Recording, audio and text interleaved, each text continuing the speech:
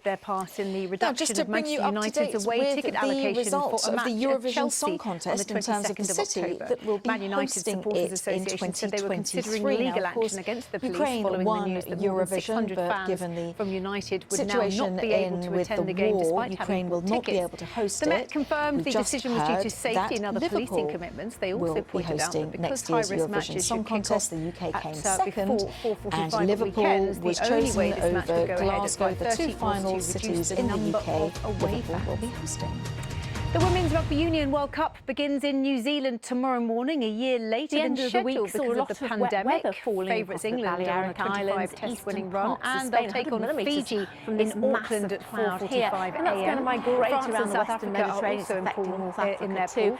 We've got the England are autumnal looking to feel to the secure their weather for many third World parts, Cup though further title. north and west. These weather fronts sweeping I in, can't quite a believe chilly it, to be breeze honest. We've been following waiting some a long time local for frosts at night, and then sort of this more week wet to and come windy along. weather You know, sweeps in the across first week we were particularly here, Norway, it was parts of Sweden. very Those relaxed, showers then getting over getting stuck jet across lag. the This week Alpine on regions, Monday, and that's it's when turned a lot cooler through the this week switch as well flicked across and we're into eastern and test week southeastern and we're parts of into Europe, with lots of preparations for showers still Fiji. And across yeah, Turkey there's through a the real day on buzz around Saturday. the Those place. showers still with us across the parts girls of just can't eastern wait Spain, to get going and into get this Balearic World Cup Islands, underway. pushing across into Corsica, southern Scotland France and Wales across face the each Alps. other on Sunday Still in their not too first bad pool game. For temperature-wise, into the Scotland, high it teens, marks a perhaps the low 12-year wait 20s, to but appear it in a is most tournament. definitely Wales will be hoping they can autumn repeat feeling their further Six north and Nations west, win over the and Scots with more earlier wind this and year. rain coming But in and hosts New gales, Zealand and certainly Australia are that both in their season, group, so it looks like a making its must-win presence game felt, for as you can both see, home across the nations. United Kingdom as well. But There's still, much more on the second BBC half of the Sport weekend, website, bringing a including lot of news of what unsettled happened in a weather very through wet the central practice for this Mediterranean and weekend's up into Japanese the Grand Alpine Prix. regions But that's as well. it from me. Into Now next it's week, there'll be a time few for the showers weather following with into Thomas Madrid, one or Schaffner. two for Rome as well, with some Hello. showery rain After a around week for of London changeable and weather, for it's Paris, a looking little bit of rain for fairly western promising parts of for Russia as well. most But of it's a us largely this dry picture in weekend. Certainly Athens. not for everybody. In fact, after a sunny Saturday, we are expecting wind and rain to sweep into Northern Ireland and Scotland, but England and Wales should remain dry through most of Sunday. Now you can see the weather systems sweeping across the country right now, that heavy rain that swept into northwest England and the Midlands in the last few hours. A high pressure is now building in. That will settle things down, at least temporarily. So lots of clear weather on the way for tonight, light winds as well. Now the band of heavy rain that swept across the UK will be exiting our shores and reaching the near continent through the early hours of Saturday. Behind it there is a brisk wind off the Atlantic and we'll have a few showers out towards the west, but generally speaking it is looking clear and quite chilly first thing on Saturday. Even in towns and cities temperatures will be around 5 or 6 degrees, so you can imagine in the countryside it will be colder than that. So here's the weather for Saturday. Very little, if any, wind at all across southern and southwestern areas. A bit of cloud building up in the afternoon, but that's pretty much it. Should feel pleasant in the sunshine, around 15 or 16 degrees. More cloud there in the north of Scotland and occasional showers. And then very little change expected Saturday night into the early hours of Sunday. However, the next band of rain is approaching, so as the high pressure slips away after that sunny Saturday, a low approaches and a weather front brings wind and rain to Northern Ireland in the morning, eventually western Scotland, and then through the day it may just about brighten up before sunset here in the very far northwest, but I should think it'll turn wet and windy around the Irish Sea coast later in the day on Sunday, but elsewhere Sunday is looking fine. And then Monday, if you're wondering about that already, that weather front is out of the way and we're back into an area of high pressure, settled weather too, with temperatures between 13 in the north and around 17 in the south. Mosaics were recovered. So let's have a look at the outlook then into next week. It stays fine across the south of the country. You can see London and Cardiff there enjoying that settled weather with temperatures in the high teens, but further north it's going to be a little bit more changeable with temperatures closer to the mid-teens. Bye-bye.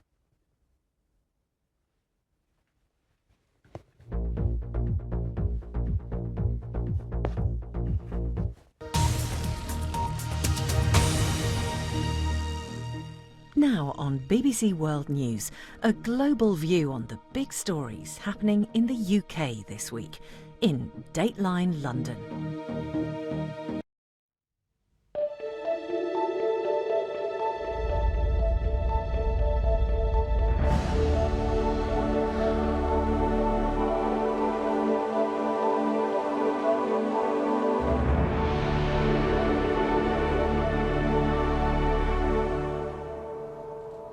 Hello again and welcome to the programme which brings together leading British commentators with journalists from overseas who write, blog, podcast and broadcast to audiences in their home countries from here, the Dateline London. This week, Liz the Disruptor, Emmanuel the Moderniser, Vlad the Invader. The first has a comfortable majority but has already had to wave the white flag. The second vowed to reform and the voters promptly deprived him of his majority with which to do it. And the third can ignore his parliament but perhaps not the people who are voting with their feet. Leadership, who wants it? In the studio to discuss that triumvirate, a Dateline triumvirate. Geoffrey Kaufman, who's anchored news programmes in both his native Canada and the United States and reported from the front line. Mark Roche, a Belgian-born economist who writes for the French news magazine Le Point. And Polly Toynbee, weekly columnist with The Guardian for almost a quarter of a century. Now, welcome to all of you as ever. It's lovely to have you with us on this, the penultimate Dateline. Let's start with Liz Truss and her week. Mark, you're an economist. You're someone I think it's fair to say is not unsympathetic with Conservative values. What do you make of the U-turn on the top rate of tax? Well, it was not a project of an industrialized G7 countries. It was, this tax cut was simply like in emerging country, where you launch policies, but you don't say how you will finance it. You might do borrowing or etc., but you don't say. It was astonishing, even if some of the measures make sense, like, you know, the bonus, why not to attract bankers back to London to compete with New York or Singapore. You can say the freezing of the corporate tax will be good for small and medium companies and will do growth. But really diminishing abruptly. Not only is it a very unsocial, unthinkable on the continent, unthinkable in France, you will have a revolution. It's terrible at a time of high deficit, and it'll be even a bigger deficit. So what the mystery of it all is, of course, that the rate of borrowing of the UK is still very low. It's almost like the US or France, but it'll come where the market, which have shown already unhappiness. You know, this plan is influenced by the Chancellor being a hedge fund man. He worked in the hedge fund. Hedge fund, thanks to him, have done a killing with betting against the pounds. Instead of siding with the city, which is helping investment, industry and commercial banking, they side with the parasite, the speculators. Polly, the next battleground is going to be public spending. I mean, we keep going on about unfunded tax cuts, £43 billion worth. Inflation's already eating into public spending. Departmental budgets that were set before inflation shot up will in real terms have shrunk quite a lot. Where are they going to cut? Where can they possibly cut when they're only 2 years out from an election? There is really nowhere for them to cut because we've had, after all, 12 years of austerity. I mean, ever since 2010, when the Conservatives came in, their very first budget was to cut again, huge amounts from benefits and from every department. And as a result, there is a backlog in every public services. I mean, quite extraordinary. I would think exceptional in Europe to have a court system that has collapsed, so that if the police arrest somebody, want to take them to the court, it might be 2 or 3 years before their case comes up in court.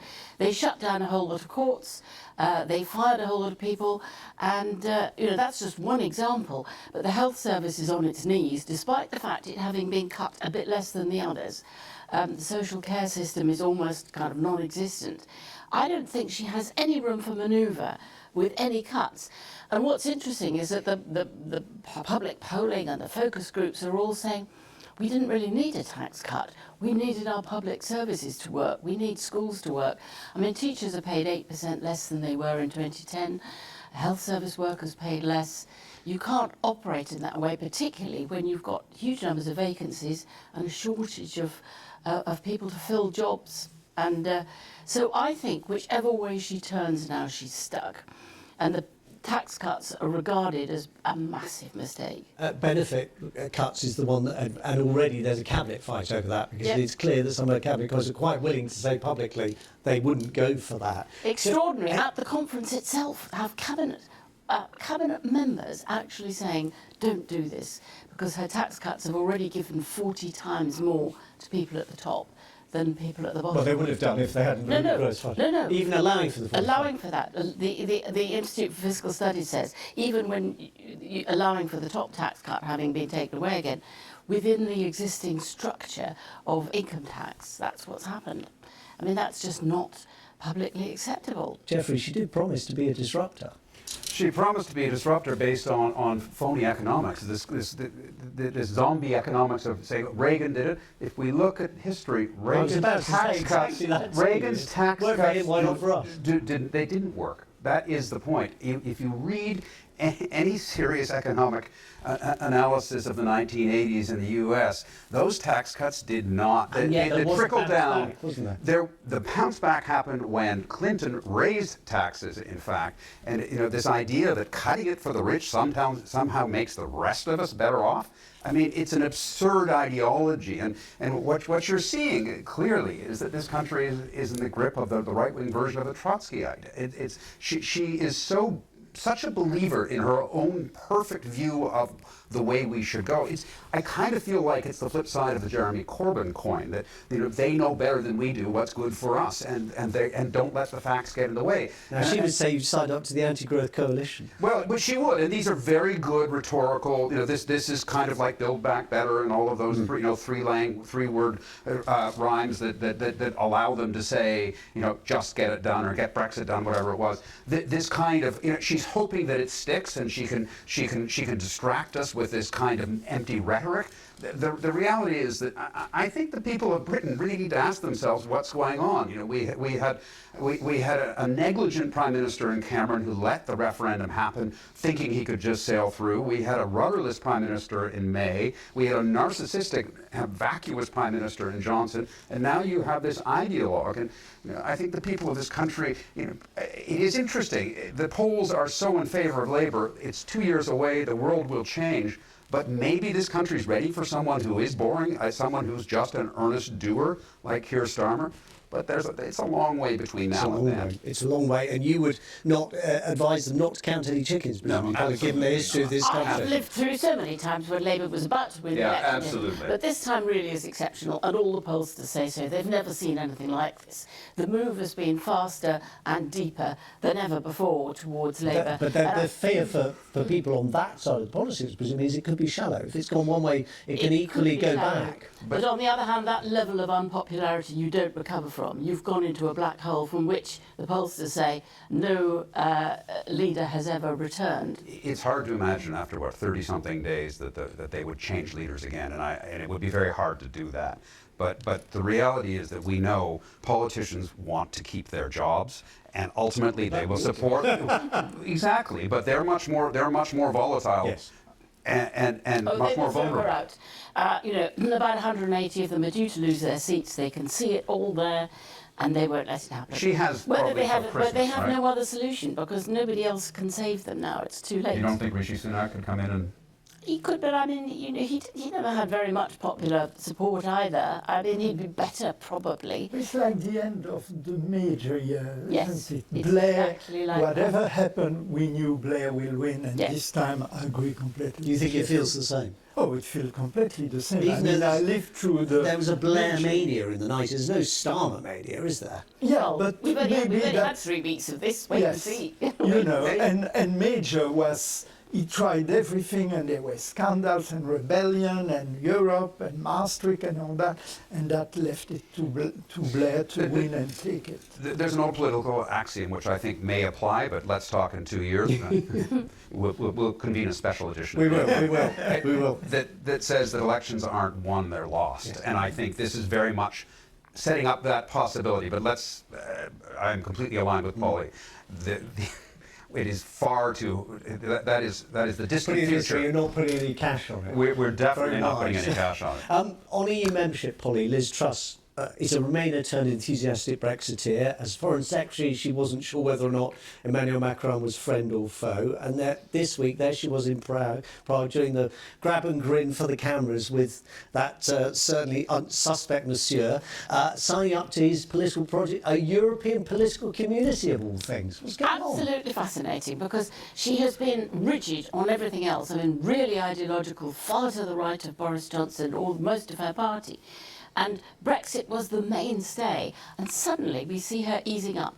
And I think the reason is this, that when she looks at the polls, at the focus groups of public opinion, they have had it with Brexit.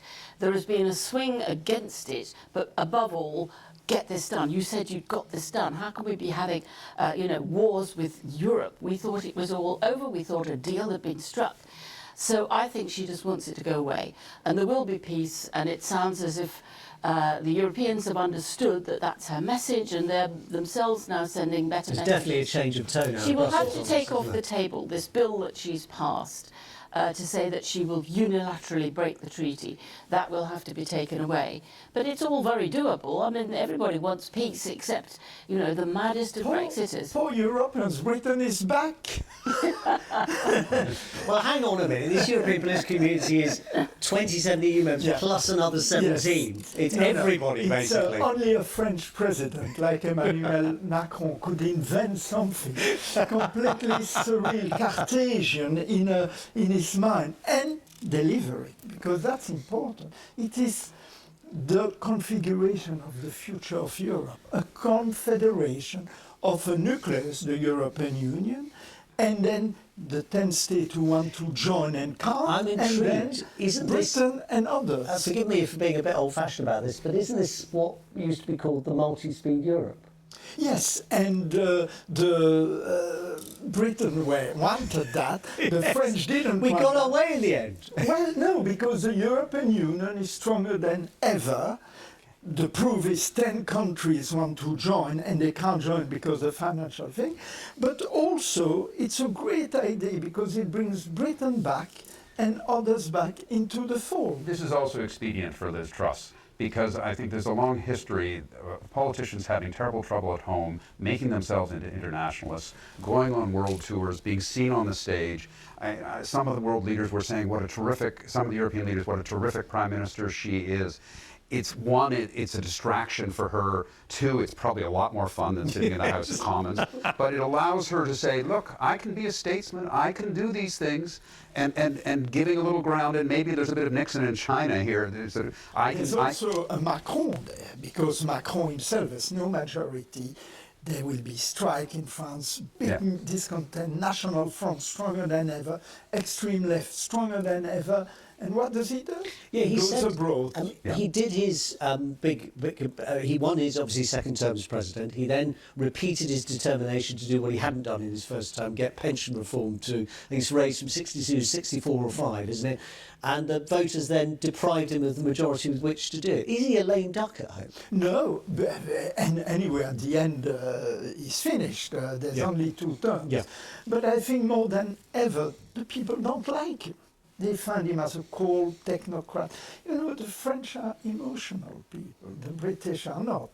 And so the French see themselves, they have to like, they like Chirac. Said the Belgian. But Mark, if his legacy is to leave behind this multi-speed Europe, to pull a much bigger brotherhood, sisterhood of states together at a time when we were back into a Cold War state of mind, that will have been a great thing to do. A real sense that Europe shares democratic ideals. Around the edges, Poland, Hungary, a bit worried about some of their democratic ideals, but nevertheless, basically, it is democracies, and that's helpful for America too, for the strengthening of NATO. I think that Ukraine has suddenly concentrated everybody's mind. Who are we? Whose side are we on? What are our values, really? And I think Macron has brought that together very well. Even if it is, it's a strange assembly. We have Turkey who refuse sanction. You have Azerbaijan, Armenia at war. You have Kosovo and Serbia who can't stand each other. Nevertheless, I agree with you, it's important. It might be the only Macron legacy because in Africa he has failed also. So. And Truss also needs Macron to solve the immigration issue across the channel. She can't do this without bilateral cooperation. And they did issue a statement saying we're going to renew again our efforts to do that. Whether they'll achieve, pay a lot more money to the French to try and keep that very large coastline. That's not going to help with the public spending cuts. Mark, you mentioned Africa. We'll park that for now, the intervention in the Sahel, which clearly he got out again pretty soon afterwards. One thing he did say on Friday was that he thought that the winter next year is going to be tougher than the winter this year, which is pretty ominous in terms of energy. We should probably talk about President Putin, the birthday boy. 70 years old today. 70 years, yeah. Somebody gave him a mountain of melons. I didn't see that. I did see that there were a lot of orchestrated parties for him or celebrations. A gift certificate from the president of Belarus for a tractor. Yes. I don't know why you can just give him a tractor. Anyway, it's another story. We don't have time for that. Just in terms of the situation he finds himself in, he said earlier this week, look, he thinks the situation is going to stabilise in Ukraine. I think it's more unstable than it's ever been, and I think it's actually.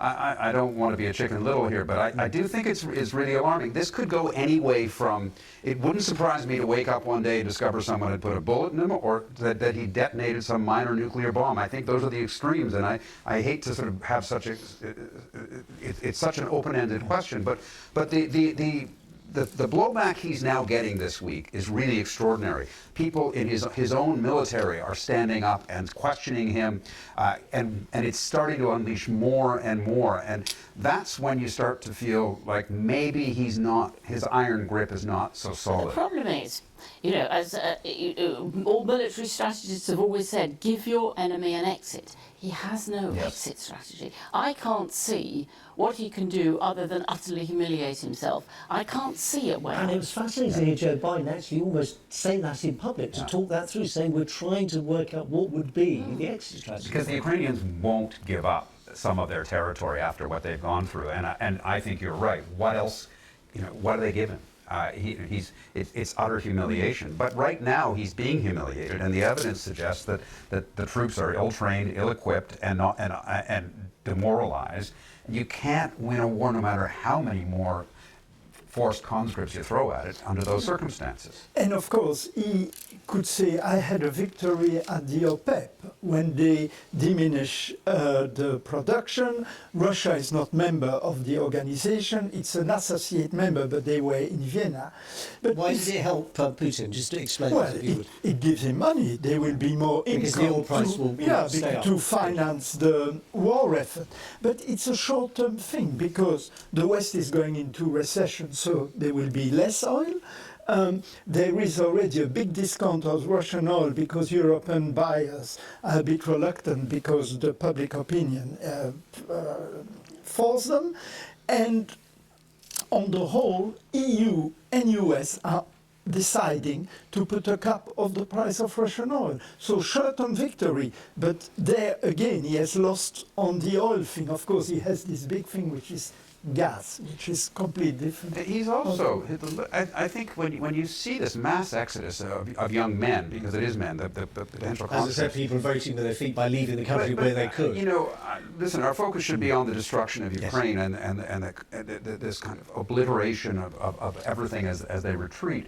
But at the same time, his legacy for his own country is devastating. This mass exodus of high-skilled workers, many of whom will never return, is going to set Russia back 2 generations. And all of the aspirations to be a global power, a creative power, an industrial power, a technological power, are being destroyed by this willful blindness of his vanity and imperialism. It is so damaging in the long term. Well, sanctions start to bite. The international sanctions, which everyone has criticized. But they were always going to take a long time. They are starting to buy. They can't get spare parts and etc. So it'll get worse for him. And so the catastrophe scenario is getting really scary. But we shouldn't assume that things getting worse for him will necessarily produce the kind of Russia that we could again be friends with, because the danger is when something really bad happens to the country,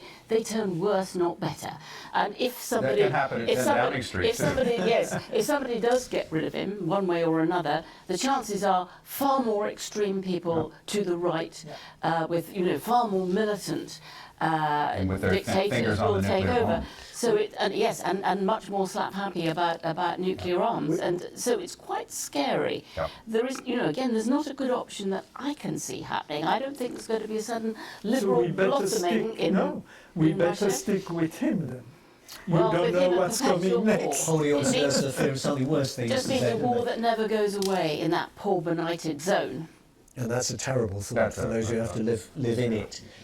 Geoffrey, we mentioned OPEC. I mean, we'll talk more about the States next week, looking ahead to the midterms. We'll talk more about China, looking ahead to President Xi's probable third term.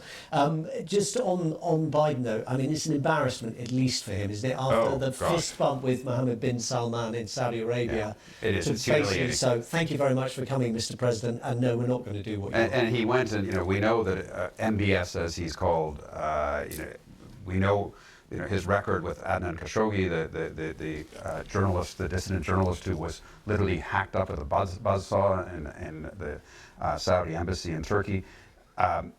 It was uncomfortable enough that Biden went and actually bumped fists with him. But now it is really it's a very uncomfortable moment, to say the least. And I think it has to be a lesson for the whole world. Democratic world, you don't compromise with monsters. And Saudi Arabia has always sort of been the exception, but actually they're not. You just have to treat them, I think, with the long spoon that you always should have done. I think the idea that you can pretend they're friends, you might have to negotiate on certain things, but not friends or allies. But monsters with a lot of oil seem to have more influence than monsters we've got to get off oil. Yeah. I mean, this is the reason why we have to go green, because it will free us from dependence on dictators from Putin to MBS. One common enemy Saudi Arabia and the West have, and certainly the United States, is Iran, or the regime in Iran. We've been talking about leadership. The protests over the death of Mahsa Amini reached a kind of emperor's got no clothes moment, didn't they? That's extraordinary footage of schoolgirls apparently kind of berating a member of the Basij paramilitaries. I think the phrase was "get lost, Basiji." I mean, it's astonishing, but how serious a threat to the 43-year-old Islamic Republic do you think this protest is? I mean, people might want it to be, but is it? I think we all suffer from wishful thinking when we see rebellions in countries that where we despise the leadership. I mean, those girls are unbelievably brave, and it's hard to believe that there won't be revenge against them and their families in one way or another. Never mind the ones who've already been shot down. We've seen uprisings before in Iran. We know what a lot of people in Iran want and feel, and each time they get put down. I mean, think what we've seen in Belarus, where we thought for a moment there was going to be freedom in Belarus, utterly crushed. It is very, very difficult to rebel against monstrous dictators who have all of the weapons and all of the police force on their side. I mean, each time we hope this might be. I mean, think about the great spring rebellions that we all hope for so much from. And now even Tunisia has lost its Egypt, democratic you look cover. at all these places. Yeah. So we have to be very careful about encouraging people to do things that are really dangerous. Yeah, I agree. I think that the best hope, we've seen this before. The Ayatollah is unbelievably conservative and harsh, brutal, and he's 83. And I think the best hope is that when he dies, there's an opportunity. But even then, I covered Cuba, and Castro was not like the Ayatollah, but Castro died, and the regime stayed. So they're just. I agree with you. We can wish and we can know what we think should be the outcome, but it doesn't. But the world doesn't work that way. And we should be careful not to offer people encouragement without giving them any actual help. But what's really worrying on top of it all in the unsecure world we are living in, it's impossible now to have an agreement on nuclear with Iran, because the hardliner won't want it, the opinion in the West won't want it, so we might soon have a side of Ukraine, have now the Middle East problems with atomic weapons. It's a pretty disturbing prospect, isn't it? Well, look, Polly Toynbee, Jeffrey Kaufman and Mark Roche, thank you all very much. Thank you for being in Dateline over many years. You won't be with us sadly next week. I do hope you'll be with us next week for the final edition of Dateline London. After 25 years, we'll have at least one guest who was there right at the start will be joining me next week. We will be talking, as I say, about the US midterms and the prospects for China. Looking ahead, not looking backwards. That's what we try and keep doing. Thank you very much for being with us this week. See you same time next week. Goodbye.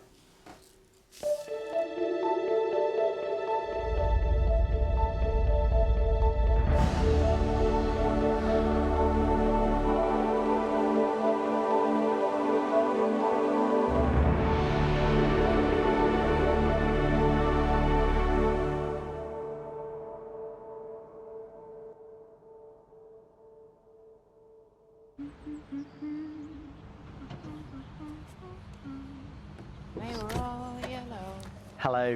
After a week of changeable weather, it's looking fairly promising for most of us this weekend, certainly not for everybody. In fact, after a sunny Saturday, we are expecting wind and rain to sweep into Northern Ireland and Scotland, but England and Wales should remain dry through most of Sunday. Now you can see the weather systems sweeping across the country right now, that heavy rain that swept into northwest England and the Midlands in the last few hours. High pressure is now building in. That will settle things down, at least temporarily. So lots of clear weather on the way for tonight, light winds as well. Now the band of heavy rain that swept across the UK will be exiting our shores and reaching the near continent through the early hours of Saturday. Behind it there is a brisk wind off the Atlantic and we'll have a few showers out towards the west, but generally speaking it is looking clear. And quite chilly first thing on Saturday, even in towns and cities, temperatures will be around 5 or 6 degrees, so you can imagine in the countryside it'll be colder than that. So here's the weather for Saturday. Very little, if any, wind at all across southern and southwestern areas. A bit of cloud building up in the afternoon, but that's pretty much it. Should feel pleasant in the sunshine, around 15 or 16 degrees. More cloud there in the north of Scotland and occasional showers. And then very little change expected Saturday night into the early hours of Sunday. However, the next band of rain is approaching. So as the high pressure slips away after that sunny Saturday, a low approaches and a weather front brings wind and rain to Northern Ireland in the morning, eventually western Scotland, and then through the day it may just about brighten up before sunset here in the very far northwest, but I should think it'll turn wet and windy around the Irish Sea coast later in the day on Sunday, but elsewhere Sunday is looking fine. And then Monday, if you were wondering about that already, that weather front is out of the way and we're back into an area of high pressure settled weather too, with temperatures between 13 in the north and around 17 in the south. So let's have a look at the outlook then into next week. It stays fine across the south of the country. You can see London and Cardiff there enjoying that settled weather with temperatures in the high teens, but further north it's going to be a little bit more changeable. See the headlines as they happen with breaking news alerts in the app, and get the full story with bbc.com/news. Follow the story for all the latest with BBC News. Prices are rising across the globe. With outside source. This is the extraordinary story of climate change. Vaccines, Europe, the Taliban, Ukraine, symbolically it's very important. Let's take this stage by stage. Here's the BBC Stephen McDonald in Beijing. The West has stepped up sanctions against Russia. Let's look at some of the international reaction. Tell us what you've been hearing in practical terms. What does that mean? Next we have to step back and let's just remind ourselves this is all part of the same story. Piece the story together with Ros Atkins. Outside Source, Monday to Thursday at 7 on the BBC News channel. 40% of tourists who visit Egyptian sea resorts come from Russia and Ukraine. Before the Russian invasion of Ukraine, Zimbabwe was already battling a double-digit inflation, and these price increases are likely to worsen the economic outlook. Discussion. The surge in He's energy taking stock prices of the and situation. inflation, a global phenomenon She wants to affecting dive the entire world. They just need the Business conversation on the starter. BBC. Everyone's Make the news all connection. in one place. The papers, tonight at 10:30 and 11:30 on the BBC News channel.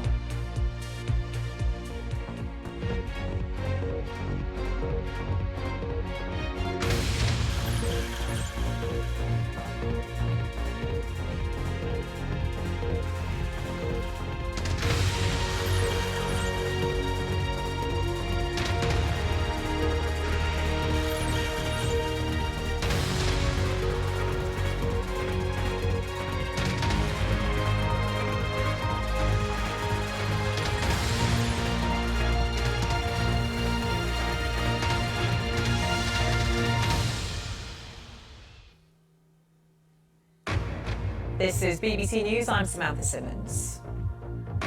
Ukraine's President Zelensky says Ukraine will not fight the war Russia wants them to in an interview with the BBC. We are not ready to kill people like Russians do it. Trade Minister Conor Burns is sacked from the government after a complaint of serious misconduct. 5 months after a mass shooting that claimed the lives of 19 students in Texas, the school district in Uvalde suspends its entire police force. The Iran protests. Tehran says a report into the death of Mahsa Amini found she lost her life to illness, not being beaten in custody. Her family rejects the claim. Downing Street intervenes and stops the launch of a public information campaign on reducing energy use this winter. And the UK city that will host next year's Eurovision Song Contest has been announced after the contest was moved from Ukraine. Liverpool. Congratulations.